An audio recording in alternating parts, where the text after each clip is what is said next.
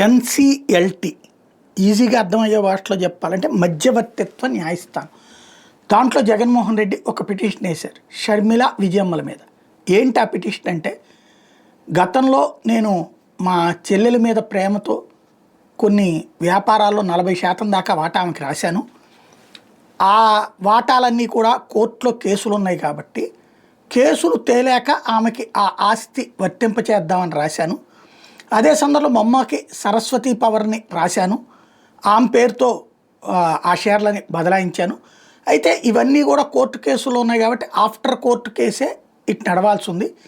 కానీ ఈ మధ్యకాలంలో నా చెల్లెలు నా పట్ల అమర్యాదగా ప్రవర్తిస్తోంది, పుట్టినింటి పట్ల బాధ్యతారహితంగా ప్రవర్తిస్తోంది, పైగా నా దెబ్బతీసేటటువంటి కుట్రలు చేస్తోంది, నా శత్రువులతో చేతులు కలిపింది. కాబట్టి నేను ఆమెకి ఇద్దామనుకున్నటువంటి నా స్వార్జితమైన, నా కష్టార్జితమైన నా ఆస్తిని ఆమెకి ఇవ్వాల్సిన అవసరం లేదని నేను ఆ ఎంఓయు, అంతకుముందు ఆమెకి రాసిచ్చిన ఎంఓయు క్యాన్సిల్ చేసుకుంటున్నాను.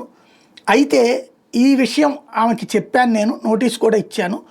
ఈలోపుగా సరస్వతి పవర్ మమ్మ పేరుతో ఏదైతే నేను ఇంతకుముందు పెట్టానో దాన్ని ఆ మధ్యన వాస్తవంగా అటాచ్మెంట్లో ఆస్తి కూడా ఉంది. కానీ ఆ మధ్యన అటాచ్మెంట్ని తొలగిస్తూ, ఈ కేసు నుంచి తొలగిస్తూ అటాచ్మెంట్ని తొలగిస్తూ కోర్టు ఉత్తర్వులు ఇచ్చింది. దాని మీద ఈడీ వాళ్ళు, ఆ తర్వాత సిబిఐ వాళ్ళు మళ్ళీ కోర్టుకు వెళ్ళి ఉత్తర్వులు తెచ్చుకున్నారు అటాచ్మెంట్కి. ఈ మధ్య కాలంలోనే మమ్మతో మాట్లాడి నాకు తెలియకుండా, దానికి సంబంధించిన కాగితాలన్నీ నా దగ్గరే ఉన్నాయి, కానీ నాకు చెప్పకుండా, నాకు తెలియకుండా కాగితాలు పోయినాయి అని ఒక కంప్లైంట్ ఇచ్చి ఆ కారణంగా కొత్త డూప్లికేట్ కాగితాలు తీసుకున్నట్టు చేసి మమ్మ దగ్గర నుండి ఆ ఆస్తి అంతా తనకి రాయించేసుకుంది సరస్వతి పవర్ని.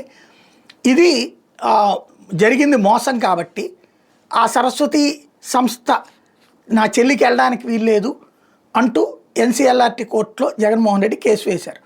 వేస్తే అసలు ఇది మీ పరిధిలోకే రాదు, మీకు అర్హతే లేదు, మీరు తీసుకుని విచారించడానికే కుదరదు అని చెప్పేసేసి షర్మిల విజయమ్మ ఇద్దరు తరపున వాదన జరిగి అవి పత్రికల్లో వచ్చింది చూసాం. అయితే ఇప్పుడు ఈ మధ్యవర్తిత్వ కోర్టులో జగన్ పిటిషన్ని అనుమతి ఇచ్చింది ఎన్సిఎల్టీ. తద్వారా సరస్వతి పవర్ ఇండస్ట్రీ షేర్ల బదిలీని నిలుపుదల చేస్తూ ఉత్తర్వులు ఇచ్చింది. అంటే విజయమ్మ నుంచి షర్మిలకి వెళ్ళిన షేర్స్ ఆగిపోయినాయి. అట్ ద సేమ్ టైం దాని మీద విచారణ అన్నటువంటి మధ్యవర్తిత్వ కోర్టు చేస్తుంది అన్నమాట.